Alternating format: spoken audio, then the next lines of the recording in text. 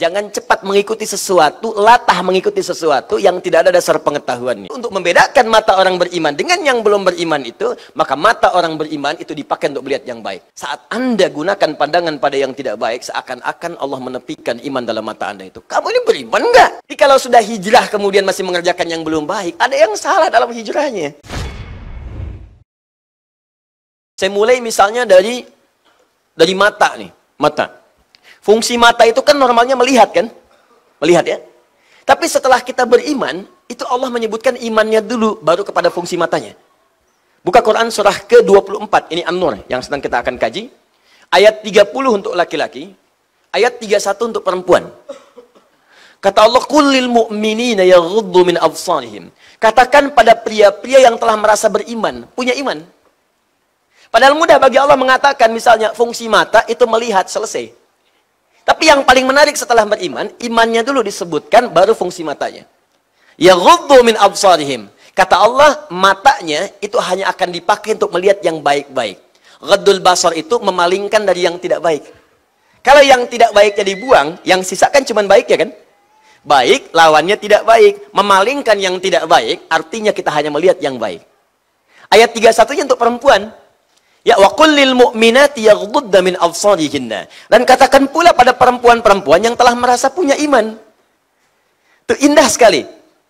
Jadi bukan cuma laki-laki, perempuan juga begitu, semua sama. Kalau merasa punya iman, yaghdudna min absarihinna, palingkan dari yang tidak baik. Memalingkan dari yang tidak baik, artinya hanya yang baik saja yang boleh dilihat. Jadi bedanya orang beriman dengan yang belum ada iman dalam jiwanya, itu bedanya, imannya akan hadir mendorong pandangan dia untuk melihat yang baik saja. Jadi kalau kita benar-benar beriman kepada Allah, itu pasti iman kita akan menyuruh kita melihat yang baik. Saat kita melihat misalnya, Allah, ada hal yang tidak baik dan tergoda untuk melihatnya, ini menunjukkan ada masalah dalam imannya. Ada persoalan. Entah imannya lemah, atau iman bermasalah, atau imannya memang nggak ada dalam dirinya. Itu poinnya. Makanya coba tunjukkan kepada Allah bahwa kita ini memang beriman. Alhamdulillah. Tunjukkan. Jadi kalau ada tayangan yang tidak baik itu muncul di hadapan kita, itu diantara ujian dari Allah datang kepada kita untuk bisa menguji iman kita itu masih ada apa enggak. Minimal di mata ini, karena mata itu akan dihisab. Jangan sampai mata ini terpisah nanti dalam tubuh kita untuk dihisab oleh Allah Subhanahu wa taala dengan maksiatnya. Kan ada di Quran surah ke-17 ayat 36. Ya, paling kanan agak ke bawah. Wala taqfu ma laysa laka bihi ilmun innas sam'a wal basara wal fuada kullu ulaika kana anhu mas'ula. Jangan cepat mengikuti sesuatu, latah mengikuti sesuatu yang tidak ada dasar pengetahuannya. Di orang muslim beriman itu tidak langsung mengikuti kalau ada sesuatu. Ya ikut yuk. Kemana? Ikut aja pokoknya. Nah kalau ada iman, jangan cepat diikuti. Khawatir dibawa ke tempat yang berseberangan dengan hukum Allah. Tanya dulu mau kemana. Jelas ya? Tanya dulu. Inna sam'a, sungguh pendengaran itu, wal basara, penglihatan itu, wal fuada, dan akal, pusat penyaringan informasi, kullu ulaika kana anhu mas'ula, satu saat akan ditanya oleh Allah, dipertanggungjawabkan. Karena itu untuk membedakan mata orang beriman dengan yang belum beriman itu, maka mata orang beriman itu dipakai untuk melihat yang baik. Kalau bahasa tajamnya, saat Anda gunakan pandangan pada yang tidak baik, seakan-akan Allah menepikan iman dalam mata Anda itu. Kamu ini beriman enggak? Apa bedanya iman kamu dengan yang belum beriman kalau begitu? Saya turunkan ayat-ayat iman untuk menjaga kualitas kebaikanmu. Kamu pakai pada yang tidak baik. Lantas apa bedanya kamu dengan mereka yang belum beriman? Tuh, itulah ayat Madaniyah, itulah ayat hijrah. Ya, jadi kalau orang sudah hijrah itu jadi baik. Itu cara memahaminya demikian. Kalau periode Mekah banyak yang belum baik karena menguatkan tauhid. Ya, banyak. Baru masuk Islam dulu, kuat dulu, bagus dulu, konsistensi dibangun dulu. Makanya ada yang mengatakan beriman, ketika kemudian tiba peristiwa Isra Mi'raj, ada yang goyah imannya, ada yang ragu-ragu dan sebagainya. Tapi ayat Madaniyah beda karena sudah hijrah. Kalau kita tarik ke konteks sekarang, orang hijrah itu komitmen jadi baik. Jadi kalau sudah hijrah kemudian masih mengerjakan yang belum baik, ada yang salah dalam hijrahnya. Cek teman-teman. Tuh, turun mata ke lisan, buka ayat lisan. Ya, Quran surah ke-49 misal, ya. Dari ayat yang ke-11, 11 sampai 12. Iman dulu. Kalau tadi dipisah, langsung laki-laki, perempuan, detil. Sekarang disatukan untuk semuanya. Kalau Anda ingin menggabungkan keduanya, maka gunakan huruf al-ladzina. Al-ladzina disebutkan 1080 kali dalam Al-Quran. Ya, al-ladzina ismun mausulun yadullu ala al-'amiyyatil jama'.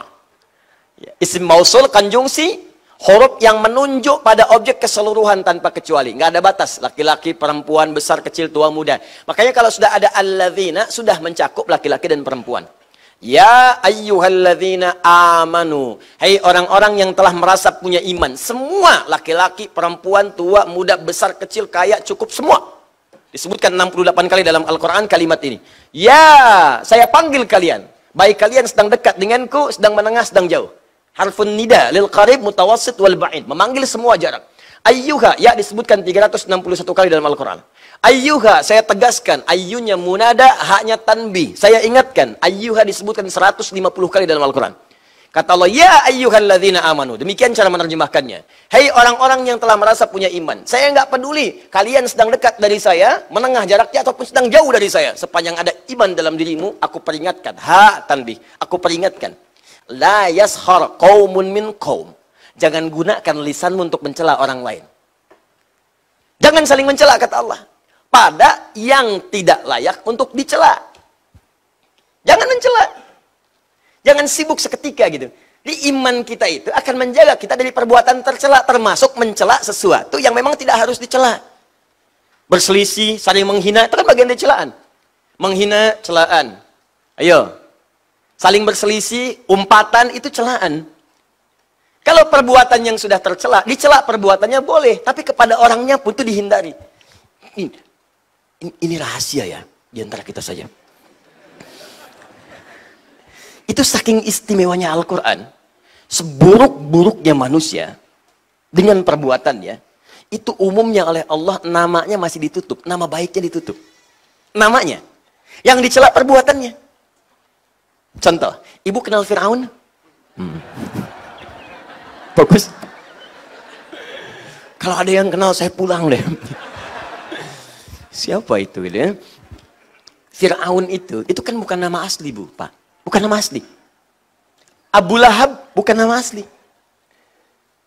Yang dicela oleh Allah perbuatannya. Coba celaan pertama, Al-Baqarah ayat 49, paling kiri sebelah atas.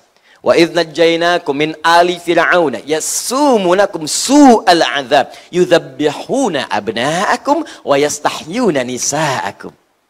Tuh. Dan pahami, dalami, teliti, ingat-ingat dengan baik ketika kami selamatkan kalian dari kekejaman Firaun dan bala tentaranya dan dari pasukannya. Firaun itu gelarnya yang disebutkan, bukan orangnya. Kemudian yang dicela perbuatannya. Yasumunakum su'al 'adzab, yang menyiksa kalian dengan siksaan yang sangat dahsyat. Apa diantaranya? Yudzabbihuna abna'akum wa yastahyuna nisa'akum. Dia tugaskan algojo untuk mendampingi setiap perempuan yang sedang mengandung hamil. Begitulah laki-laki banting ke tanah, sembelih di hadapan ibu yang baru melahirkan dia. Fir'aun. Fir'aun. Seburuk-buruknya Fir'aun itu, yang dicela perbuatannya, tapi namanya nggak pernah disebutkan. Kenapa? Karena boleh jadi nanti ada orang dengan nama yang serupa, tapi dengan perbuatan yang berbeda. Gak semua orang dengan nama itu bisa berbuat yang serupa. Ya, mohon maaf. Ada orang misalnya namanya Ali. Ada dua Ali. Ali satu, Ali dua. Ali yang ini misalnya pernah berbuat jelek. Ali yang ini misalnya pernah mencuri. Ali yang ini kan tidak. Ketika Anda celak dengan namanya Ali, maka Anda pun akan melibatkan celaan itu pada orang lain yang belum tentu mengerjakan perbuatan serupa. Itu indahnya Al-Quran. Jadi kalau ada orang berbuat salah, jangan orangnya yang dieksploitasi. Tapi perbuatannya yang diperbaiki. Makanya dalam hukum positif pun termasuk di Indonesia, kalau ada orang berbuat salah, pasti yang disebutkan inisialnya. Tersangka AM. Tuh. Ya, jarang kan menyebutkan nama orangnya? Ya, tersangka UMR. Kan? Tersangka misalnya HSI. Tersangka APB. Selalu inisialnya. Karena boleh jadi ketika disebutkan namanya, orang lain nanti akan teriak, oh nama saya itu. Jangan-jangan saya tersangka. Tidak. Paham ya? Jelas ya?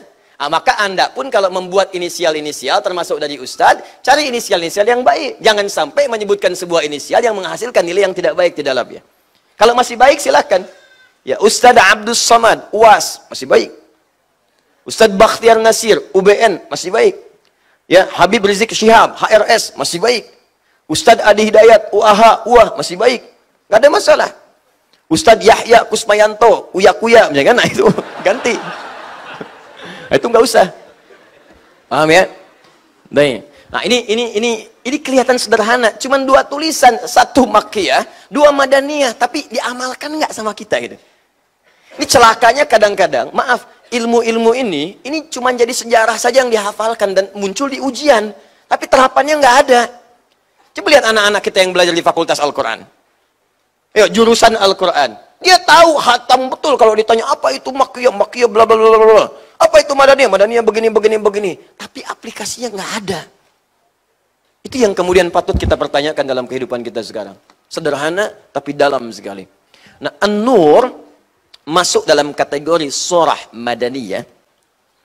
Bukan sekedar surah yang diturunkan kepada Nabi pasca hijrah, tapi di dalamnya akan kita dapati hukum-hukum Allah, keterangan-keterangan, informasi-informasi dari Allah yang membimbing kita untuk berhijrah sehingga lebih dekat dengan Allah Subhanahu wa taala.